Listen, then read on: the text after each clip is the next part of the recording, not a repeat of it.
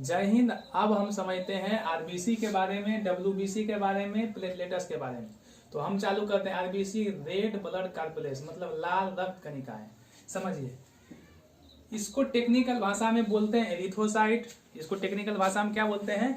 Erythrocyte. इसका जीवन काल होता है 120 दिन। आरबीसी का जीवन काल होता है 120 दिन। अब कोई व्यक्ति जीवित है तो मरना है, तो उसका जीवन काल 120 दिन। जब मरता है आरबीसी, जैसे हिंदू मरता है जला दिया जाता है, मुस्लिम सिख ईसाई मरता है दफना दिया जाता है, इस तरह जब आरबीसी मरता है तो चल जाता है प्लीहा, जिसे हम लोग बोलते हैं तिल्ली, और उसका और नाम है स्प्लीन। कोई दिक्कत यहाँ तक? इसलिए स्प्लीन को आरबीसी का कब्रिस्तान कहा जाता है। अब बात करते हैं आरबीसी में रहता है हेमोग्लोबिन।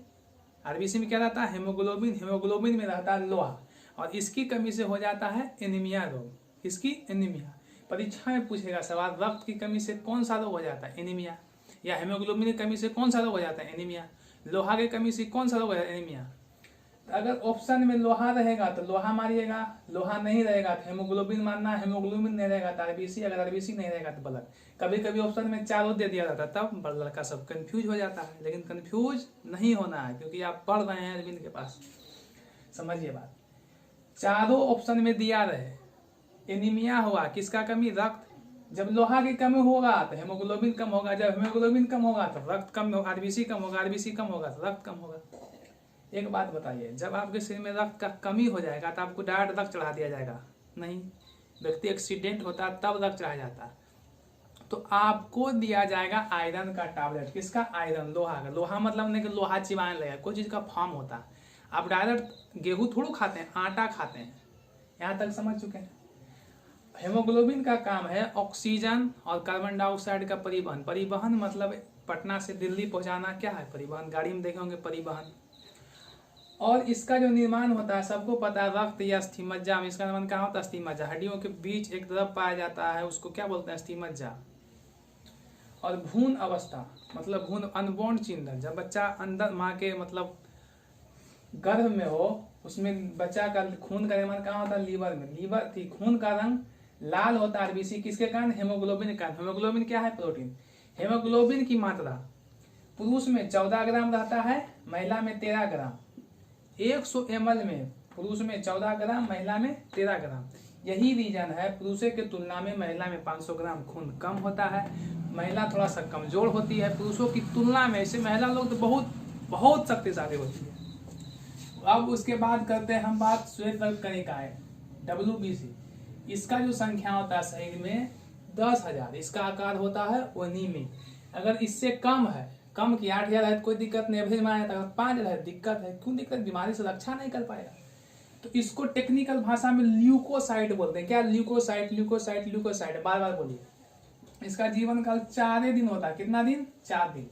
इसका मेन काम है बीमारियों से रक्षा करना। क्या काम है? बीमारियों से रक्षा करना। डब्ल्यूबीसी में पाया जाता है एंटीबॉडी, लिम्फोसाइट। एंटीबॉडी जो जीवाणु आता है उसको मारने का काम कौन करता है? एंटीबॉडी और लिम्फोसाइट। और इस जो मार के रखता है उसको खाने का काम कौन करता है? मोनोसाइट। कौन? मोनोसाइट। तो सबसे बड़ा आकार होता है मोनोसाइट, जो खाएगा उसका आकार बड़ा। एक सवाल पूछता है, एचआईवी में कौन नष्ट हो जाता है? एचआईवी में कौन नष्ट हो जाता है? जो बीमारी को पता नहीं कर पाता है, व्यक्ति बीमार है, बीमारी पड़ रहेगा। एचआईवी में डब्ल्यूबीसी का टी सेल नष्ट हो जाता है। कौन सेल?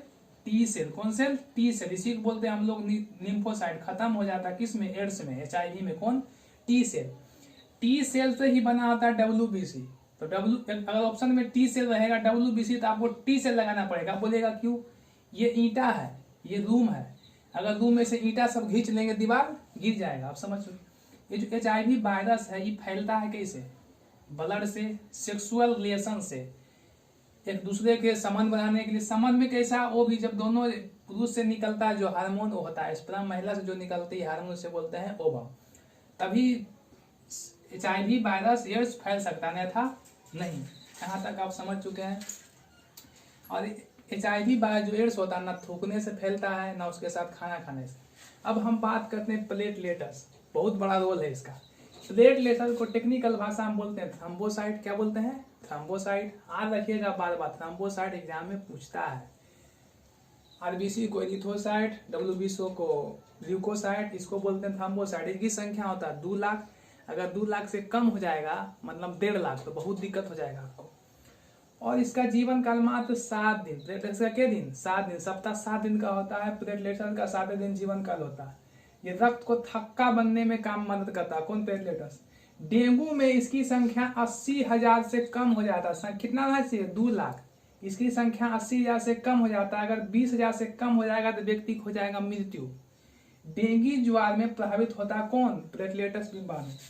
अगर किसी को डेंगू है, डेंगू बुखार, तो बुखार के लिए आप डेलो ले सकते हैं। देखिए इलाज बता रहे हैं, इसे आप इलाज करवाइएगा 1500 तो खूने चेक में लगेगा। डेंगू को रोकने के लिए बाजार में आयुर्वेदिक मिलता है, गिलोई एलोवेरा। क्या? गिलोई और एलोवेरा, कोई भी आप आयुर्वेदिक दुकान पर मिल सकता है। ये प्लेटलेट्स को कंट्रोल करता है। क्या कर लेता है? कंट्रोल। और मिल्क कोट, बकरी का दूध, नारियल का पानी और फ्रूट आपका जो प्लेटलेट्स है उसको इंक्रीज कर देगा। क्या कर देगा? इंक्रीज। ये घरेलू अनुस्का है, अनुस्का नहीं बल्कि इलाज है। आप डॉक्टर को 2000-5000 देने से बेहतर आपको 1500 में बढ़िया से इलाज है। अगर डेंगू है तो आप गिलोई ले लें, एलोवेरा ले लें, जो कि आपको प्लेटलेट्स को गिरने नहीं देगा। क्या? गिरने नहीं देगा। और बकरी का दूध सबसे बेस्ट माना, नारियल पानी फ्रूट खाइए, आपका क्या बढ़ जाएगा? प्लेटलेट्स। आप हो जाएंगे स्वस्थ। आई होप, मैं उम्मीद करता हूं आप लोगों को समझ में आया होगा। तब तक आप स्क्रीनशॉट इसका ले सकते हैं। देखो बढ़िया से याद कर लेना। जय हिंद।